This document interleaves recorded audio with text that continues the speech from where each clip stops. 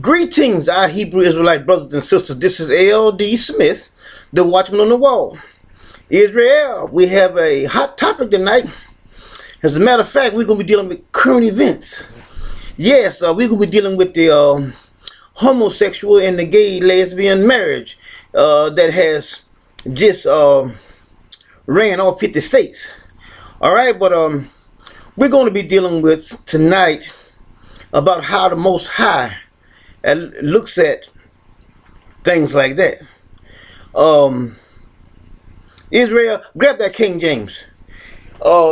First of all, we're going to show you tonight out of the Old Testament how the Most High frowns about stuff like homosexuality. Okay, we're going to first begin with Genesis. Let's go to Genesis 9. Now, Israel, what I want you to do, I want you to think about what you were reading and just think about what you're hearing, okay? And then put those two together and you should get an idea of how the Most High thinks. Because you're going to see something, you know, that today they don't do it like that any longer. You know, it's all, let it all hang out, all right? But anyway, let's look at Genesis 9, verses, let's read verse 1 first. It says, and God blessed Noah and his sons, and said unto them, be fruitful and multiply, and replenish the earth. Okay, now let's jump over to verse 20, and we're going to read down.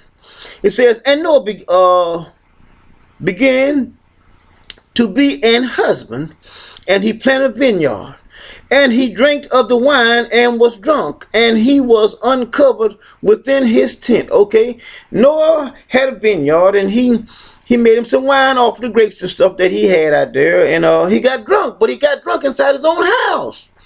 Now, I'm not going to speculate how he got uncovered, but being drunk, you're not in your right state of mind, okay? But anyway, we see here that he was uncovered, but he was uncovered in his own house. Now, look what it says here. It says, and Ham, the father of Canaan, saw the nakedness of his father and told his two brothers without. Okay, he went and told his two brothers that was on the outside what he saw. And Shem and Jethro took a garment, and laid it upon both their shoulders. All right, now look what he did. He said, and went backwards and covered the nakedness of their father. Now, the other brother, he just looked at him, and perhaps he may have laughed at him. But anyway, he did not do anything to cover his father's nakedness. All right. Then it says here, they went backwards and they covered their fathers and their face. Their faces were backwards, and they saw not their father's nakedness. In other words, he took one part, his other brother took one part, and they walked backwards. They walked backwards to cover their father because they did not want to see their father's nakedness. All right, now, look what verse 25 says. And Noah awoke from his wine and knew what his younger son had done unto him. And he said, cursed be Cain, a servant of servants shall he be unto his brother. Now, okay, now see, now, he cursed his son because of the action that he took, you know, when he was at his most vulnerable moment. He was drunk and he was uncovered. He wasn't presenting himself as a father should. But the younger boy, he looked at him and perhaps he may have laughed. I'm not sure, but I'm not going to speculate. But anyway, he didn't do anything to solidify the problem. Now, but the other brothers did. Now, let's go to Genesis 19. Let us go there, and we'll see here. Very familiar passage.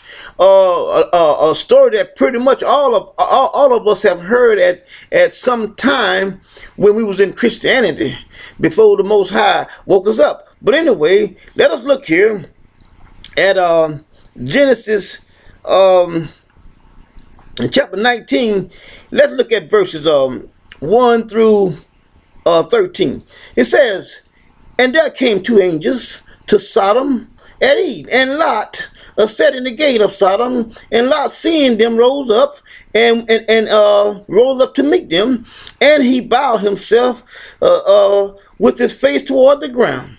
And he said, Behold, now, my Lord, turn in, I pray, ye into your servant's house, and tarry all night, and wash your feet, and ye shall rise early, and go on your way. And they said, Nay, but we will abide in the streets all night.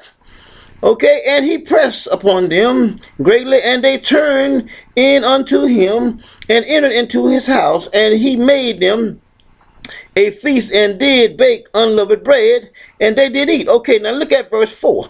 Now, very, very, very, very important verse. Let me say, he said, but before they lay down, the men of the city, even the men of Sodom, compassed the house round about, both young and old, all the people from every quarter. In other words, all of them, the whole city, here they is going right around Lot's house because they want the two men.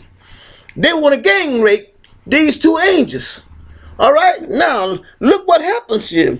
It says, they called unto Lot and said unto him, Where are the men which came into thee this night? Bring them out unto us, that we may know them. See that? Homosexuality. Here they want to gang rape the two men that came in with while they were angels from the Most High, but to show you how filthy those are that are not the people of God, they want to gang rape it. And see, this illustrates here. You know, all those that are not God's people, they want to do shit like this right here, because God gave His people commandments. He gave His people statutes. He gave them judgments. He told them, I want you to do this and don't do that. But everybody else, gods, y'all free to do what y'all want to do. But look what he says here. And Lot went out at the door unto them, and shut the door after him, and said unto, I pray ye, brethren, do not so wickedly. Behold, now I have two daughters which have not known a man, and let me, I pray thee, bring them unto you, and you do ye to them as is good in your eyes. Lot is pretty much giving his daughters to pretty much the whole city, and they virgins. Only unto these men do nothing, for therefore come they under the shadow of my roof. But anyway, they don't want to hear that. They do not want to hear that. All right. Now we're going to jump on down to verses 22. Look what it says here. In verse 22 it says, hasten thee. Well, I don't want to go that far. I want to go back. I want to show you where the angels had to blind them. Let's go back. Let's look at verses 10. He says, but the men put forth their hand and pulled Lot into the house to them and shut the door. And they smote the men that were at the door of the house with blindness, both small and great, so that they weary there, that they wondering themselves to find the door. They were still trying to find the door, but they was blind. The angels had to blind them because they wanted to gang rape them. See, America loves homosexuality. Christianity is based upon homosexuality. Even over there in the Vatican, the Pope and all of them, the whole religion is based on homosexuality. It is. And I'm going to prove it. See, even though Jesus talked on one hand over here about a man shouldn't lie with another man, a woman shouldn't be with another woman and stuff like that, but on the other hand, he talks totally the opposite thing. And I'm going to prove it. I say I'm going to prove it. All right, now, let's go a little further here. Now the angels have smoked them and blinded them. All right, now let's jump down to verse 20. Let's look at 22. He says, hasten thee, escape hither, for I cannot do anything till thou be come hither. Therefore the name of the city was Zoar. The sun, verse 23, the sun was rising upon the earth when Lot entered into Zoar, and then the Lord rained upon Sodom and Gomorrah brimstone and fire from the Lord out of heaven. God did this, not the devil. See, not because, the devil does not do things like this. See, only God can do things like this. God punished them because of what they tried to do to the angels. All the sin that they had did with homosexuality, God destroyed the city. God destroyed it. And we see here, it said God rained down brimstone. Now, let us go a little further here. Verse 25, it says, and he overthrew those cities and all the plains and all the inhabitants of the city and that which grew up on the ground. But his wife looked back from behind him, and she became a pillar of salt. All right, now, we see here that clearly, because if you read the whole story, you can see that they vexed Lot's soul, because of all the sexual misconduct that was all around him. God sent those two angels in there in order to bring Lot and his family out that he may destroy it. And he did. And see, America does not understand. They got our book when they brought us over here. They knew what the book said. But now they have become so arrogant because of Jesus giving them power to do all these things that they say that they can do, and they can't accomplish any of them. They are shaking their little fists at God, saying, well, we want this, and we're going to do this, and we're going to do that. And see, God is this. God is saying, no, you're not going to do that. I'm going to destroy you. And see, America has hit that pinnacle in this time frame where God is going to destroy America. God is going to bring America down. America must perish for all the evil that they have done to every nation, and not only that, most of all, what they have done to Israel. Now, let us go a little further. Let's go to the book of Leviticus. All right, let's go to Leviticus. We're going to see something else here. Let's go to the book of Leviticus. Now, we are drawing a picture of how the Most High looks at when one looks upon the nakedness, and not only that, that kind of conduct with homosexuality and lesbianism. God doesn't like that. And God abhors that. God hates that. All right? Now, let us look at the book of Leviticus, the 18th chapter. Let's look at verse 22. Look what it says there. It says, thou shalt not lie with mankind as with womankind. It is abomination. He said, neither shall thou lie with any beast, to defile thyself therewith. Neither shall any woman stand before a beast to lie down thereto. It is confusion. And see, America is confused. Why would you allow or pass a law that two men can get married, and yet and still knowing without a shadow of a doubt that they cannot reproduce?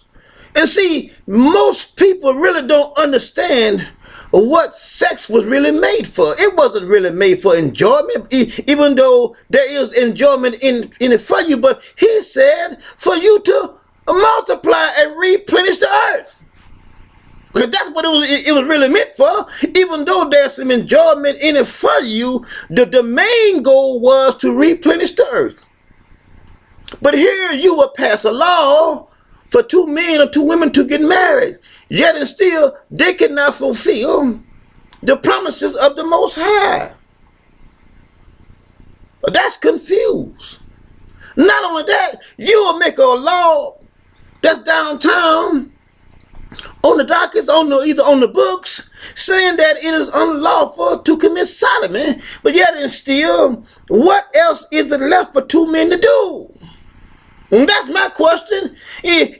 Why would you pass a law that it is not legal to do it, but yet and still you pass a law that two men can get married? America, you are confused. America, you are confused, but you going down. The Most High is going to bring America to its knees. Now watch this right here. Verse 24, it says, defile not ye yourselves in any of these things, for in all these the nations are defiled, which I cast out before you, and the land is defiled. Therefore I do visit the iniquity thereof upon it, and the land itself vomit out her inhabitants. That's right. The land vomit out her inheritance. California don't have any water. The land is parched. There's fires all up in Seattle area, up in Washington. There are storms all over the Midwest, going all the way over to the East Coast. There's flooding everywhere. Man can't even put his seed in the ground, and all of that they may try to grow because the ground is too wet. The land is going to vomit America up out of it. My sisters and brothers, right in the page, God does not like homosexuality. And they continually say, well, we're going to do what we want to do. And God is saying, well, I'm going to destroy you. But our 430 years is almost up anyway. Everything's coming to a close. I mean, me, myself, I'm more or less, ecstatic about it, because I know that it ain't long now. See, it ain't long. They can do whatever they want to do. They having all the fun they want to have. You know why? Because they know that their time is short. They make all these rules. They lie to the people about this and that. But Israel, Elijah is on his way. All right? You can count on that. We ain't got many more days. But keep your head up and look for Elijah. Now, let's go forward here again. Let's go to another one. Now, we're going to go here to when they bought my sisters and brothers over here on ships. They bought us over here, and I'm going to show you what they did to your ancestors and mine after they got them over with their nasty ass ways. I mean, they've been nasty from day one. I mean, they gave the Indians blanket with smallpox on them, and the Indians, were showing them, our sisters and brothers, how to do agriculture, and they gave them smallpox, and they've been trying to destroy us ever since they got us over here. But the Most High says that he gonna have a remnant to come back for. God has to have a remnant to come back for, and that's why they tried to destroy Israel, thinking that he's not gonna come back. But God got a remnant. He sure does. And God has somebody to come back for. They can mix the races all up all they want to and make them up. Listen, God has a remnant. And many don't realize what a remnant is. A remnant is a small amount. A small amount. And God is coming back for that. Now, let's go to Joel chapter 3. Now look, my sisters and brothers, what they did to our ancestors when they brought us over here. They had their way with us. Joel chapter 3 verses 3. Look what it says. And they have cast lots for our people, and have gave a boy for a harlot. See that?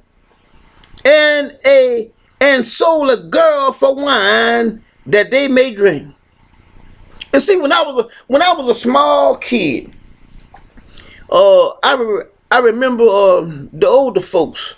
They used to see someone that was in the community that didn't look like us, He looked like master's child. And they would say, look at there. That child that got something in him. Yeah, because you know why? They didn't look like us. And if you look back in the book of, what book is that in? I can't think of the name of it right now. It's back here. Ezra. If you look at the book of Ezra, Ezra talking about confusion of face. But they call everybody black. Now, my question is, how can all of these people be black and they only got one color for white? That doesn't make sense to me at all. But that's another teaching that I'm going to do. All right, now, look what he says here. He says, have given a boy for a harlot. My sisters and brothers, they gave our ancestors, the boys, they had them for a woman. And yet it's still, you see they had a girl here, but they sold a girl to get drink in order that they may get drunk. They've been homosexuals all the way through. They even have it on record. Ben Franklin and all those other presidents, the one that had the wigs on and the makeup and stuff, they would leave America and go back to England to a gentleman's club and see whose penis was the biggest. But that was on H2. They said it. They said that's what they did. But see, they know that their time is almost up, so now all this is coming out. But years ago, you wouldn't hear of it. But they know that their days are short. But anyway, let's go a little further here. Let's go to Jesus' book. Let's go to Mark. Mark the 14th chapter. Now look here, my sisters and brothers. All I want you to do here is just listen to the word and just think about what we're discussing here. We're talking about homosexuality and homosexual acts, okay? Now, here we are in Mark the 14th chapter, beginning with verse 48. Now listen closely now. Look what it says. It said, and Jesus answered and said unto them, are ye come out as against a thief with swords and with staves to take me? He says, I was daily with you in the temple teaching, and you took me not. But the scriptures must be fulfilled. Now, this is Jesus talking. All right, now, look at verse 50. He says, and they all forsook him and fled. Talking about his little 12 little gay buddies. His little 12 little girlfriend. But here they got number 13 out here. He's a little young boy. Now, my sisters and brothers, I want all y'all to think about this right here. What would you do if you caught a 30-year-old man out in the bushes or out in the park with your little 13-year-old son or your 13-year-old nephew or whatever, and your nephew didn't have any clothes on? What would you do? What would you think, my sisters and brothers? I mean, his head would have to roll. Now look here. Look what verse 51 says. And there followed him. Him who?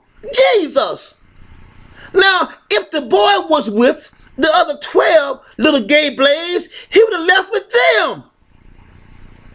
But he followed Jesus, the Christian so-called Savior. Now look here. And there followed him a certain young man having a linen cloth cast about his naked body. Now my question is, what is the Savior doing out there in the bushes with a little young boy, and the little boy ain't got no clothes on? Where the boy breeches? That's southern, but where's the boy slacks or his pants? Where is the boy garments? Where is his pants, or as they say down south, where's the boy breeches? Where's the shirt? Here the boy's butt ass naked with the so-called Savior of the world. He ain't my damn Savior. He's a pedophile, and he's a faggot, and he's a punk. Straight up. And he is America's God. In England, he is not the Hebrew Israelites' God. The Most High, he's our Savior. We don't need Jesus. And I can't understand why you so-called blacks still worship this gay blade. Here he is out here molesting a little young boy. And then tell y'all he is your God's savior. How stupid can y'all be? Look what it says here. He's not following the disciples. He's following Jesus. So who was he with? Jesus. I mean, this is undeniable. Because if he was with the other one, he'd have ran with them. But he came following behind Jesus with no clothes on. Now look what it says. Cast about his naked body, and the young man laid hold on him. In other words, the young man was grabbing hold on to Jesus. The butt-naked little boy, little young teenager was grabbing hold on to Jesus. So that tells you he was with him. Now, let's go a little further. And it says, and they led Jesus away to the high priest, and with him were